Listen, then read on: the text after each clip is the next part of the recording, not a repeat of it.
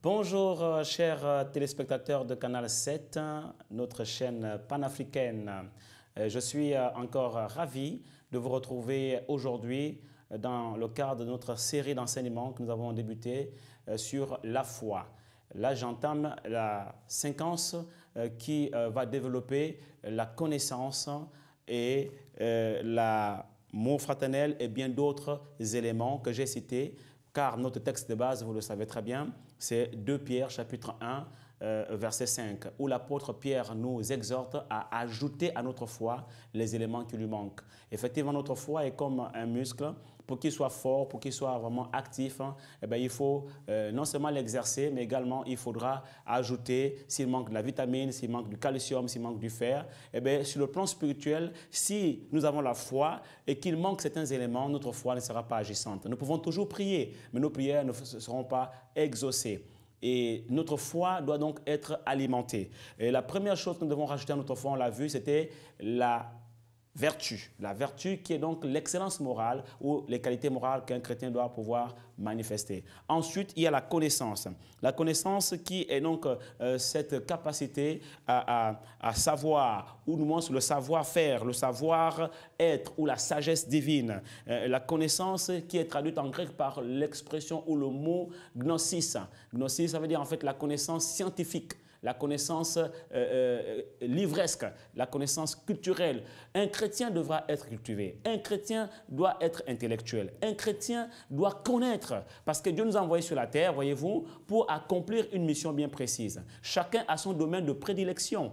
Et ce que Dieu attend de nous, c'est que nous puissions connaître notre domaine et être experts dans notre domaine. Malheureusement, beaucoup de chrétiens aujourd'hui vont à l'église, ils se contentent de prier et de chanter des cantiques, et ils ne connaissent même pas ce à quoi Dieu les appelle. Ils ne savent pas qu'ils ont un rôle important à jouer dans la société. Ils négligent les études et quand ils sont dans une entreprise, ils ont la grâce d'avoir un poste en entreprise, ben, ce sont les premiers à briller par leurs absences ou leur retard ou encore leur négligence, leur médiocrité. Notre Dieu est un Dieu d'excellence. C'est le Dieu de la science. Vous devez comprendre que notre foi doit se manifester aussi par la connaissance, c'est-à-dire une connaissance scientifique, une connaissance intellectuelle.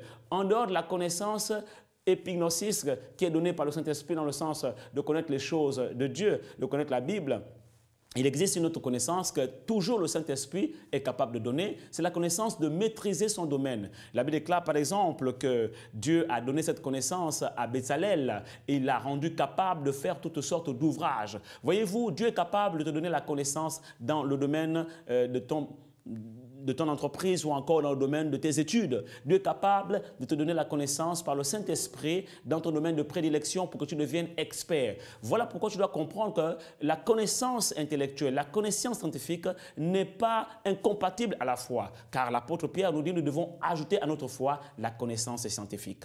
Je suis surpris parfois de voir certains chrétiens avoir du mal à percer dans la société. Et par moments, quand j'analyse la situation, je comprends pourquoi. C'est parce que, en fait, ces chrétiens ne se cultivent pas. Hein?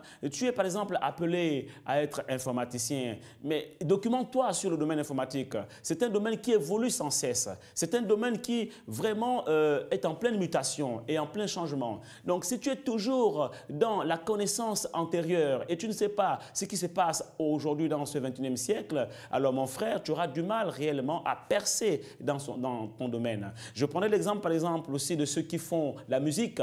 L'exemple de ceux qui font la musique, par exemple, tu as aujourd'hui de nouveaux logiciels qui sont apparus, qui te permettent de faire des traitements de son, de traitement d'images. Donc tu peux produire des clips, tu peux produire des images ou des sons encore qui vont permettre à ton auditoire ou à tes téléspectateurs d'avoir un bon confort d'écoute, quelque chose de plus excellent. Tu peux aussi travailler ta voix par des techniques vocales. Il existe des techniques pour cela. Tu peux te documenter. Il y a des livres qui enseignent sur la communication, sur l'art de savoir chanter, l'art de savoir parler, l'art de savoir transmettre la voix, transmettre le son, transmettre le message.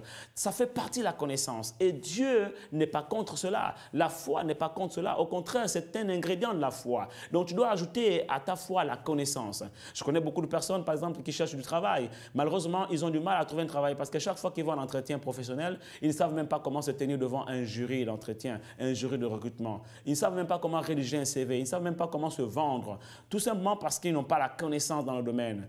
Et tu es un homme d'affaires aujourd'hui. Arrête de faire les choses comme à l'ancienne, comme à la primitive. Documente-toi, achète des bouquins. Il existe des outils aujourd'hui qui peuvent t'équiper dans tous les domaines de la vie. Alors, la foi n'est pas contre ces choses et il n'y a pas d'incompatibilité entre la connaissance des choses de ce monde et la foi. Raison pour laquelle l'apôtre Pierre nous encourage à ajouter à notre foi la connaissance. Et quand notre foi est remplie de connaissances, elle devient grande parce qu'elle élargit notre vision, notre perception s'élargit. Et nous sommes plus sûrs sur le chemin que nous avons emprunté. Et nous pouvons avancer avec assurance, avec conviction, avec force. Donc, nous devons ajouter à notre foi la connaissance. À la connaissance aussi, nous devons ajouter la maîtrise de soi. C'est quoi la maîtrise de soi? C'est la capacité à gouverner son corps, ses 5 sens. Beaucoup de chrétiens aujourd'hui, malheureusement, manquent de maîtrise de soi. Et parce qu'il te manque la maîtrise de soi, ta foi est faible, ta foi est petite et faible. Notre Dieu veut que tu aies une foi petite et forte ou une foi grande et forte. Et pour cela, il faut ajouter la maîtrise de soi. Combien de situations dans ce monde, malheureusement, amènent beaucoup de chrétiens à manquer de maîtrise de soi.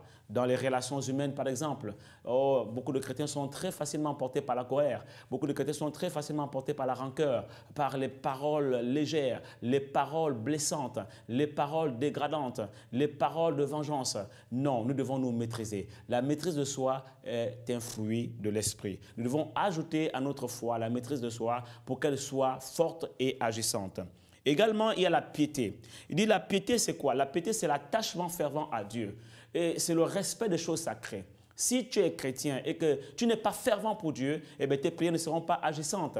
La Bible déclare que c'est la prière fervente du juste qui a une grande efficacité. Donc, tu dois faire preuve de ferveur, faire preuve de zèle, faire preuve d'attachement à Dieu. Tu dois être un chrétien passionné de Dieu, un chrétien passionné de la parole de Dieu, un chrétien passionné de la présence de Dieu, de sorte que ta foi soit alimentée par la piété, le respect aussi des choses sacrées, le respect des principes, des lois établies par Dieu, les lois divines, les lois naturelles, les lois du royaume. Quand tu es un chrétien qui est respectueux des choses sacrées, un chrétien qui est dévoué, qui est fervent d'esprit et qui est plein de zèle pour le Seigneur, d'abnégation, alors ta foi sera agissante. Quand tu prieras, le ciel s'ouvrira et tes prières seront exaucées.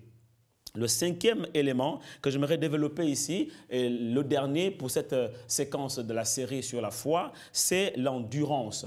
L'endurance, c'est quoi? C'est la capacité à tenir dans le temps, la capacité à se maintenir dans le temps, dans une intensité exigée. Beaucoup de chrétiens se découragent facilement, malheureusement. Beaucoup de chrétiens aujourd'hui, pour le moindre problème, la moindre épreuve, sont prêts à baisser les bras. Non, tu dois être persévérant, tu dois être endurant. Et combien de fois dans la parole de Dieu, le Seigneur Jésus-Christ ou les apôtres nous exhortent à être persévérants. Ah, la vie ne nous fera pas des cadeaux, ça c'est sûr. La vie ne nous lâchera pas, il ne sera pas fait les choses aussi facilement.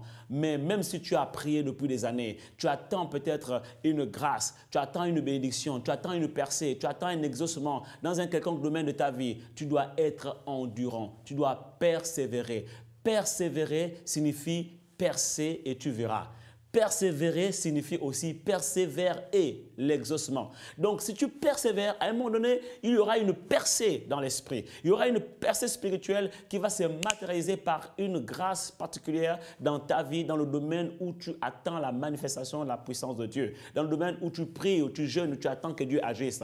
Il faut persévérer. Mais pour être persévérant, il faut être endurant. Il faut être spirituellement violent, car le royaume de Dieu est forcé et ce sont les violents qui s'en emparent. Mon frère, ma soeur, je voudrais m'arrêter là aujourd'hui et prier pour toi. Je reviendrai pour la dernière séquence de cette série pour vous parler des deux éléments restants que nous devons ajouter à notre foi. Je vais prier pour vous, je prie pour votre foi. Père éternel, fortifie la foi de tes enfants, rends-la forte, rends-la ferme et inébranlable. Rends-la ferme en ajoutant à leur foi la vertu. À la vertu, la maîtrise de soi. À la maîtrise de soi, la connaissance. À la connaissance, l'endurance. Donne-leur vraiment une foi qui agit et qui fait agir le ciel, qui met les anges en mouvement. Une foi qui démontre la puissance de Dieu sur la terre. Une foi qui produit des résultats. Une foi qui n'est pas seulement vaine ou confessionnelle, mais une foi qui est pratique, opérationnelle, agissante, démonstrative. Dans le nom puissant de Jésus, j'ai ainsi prié.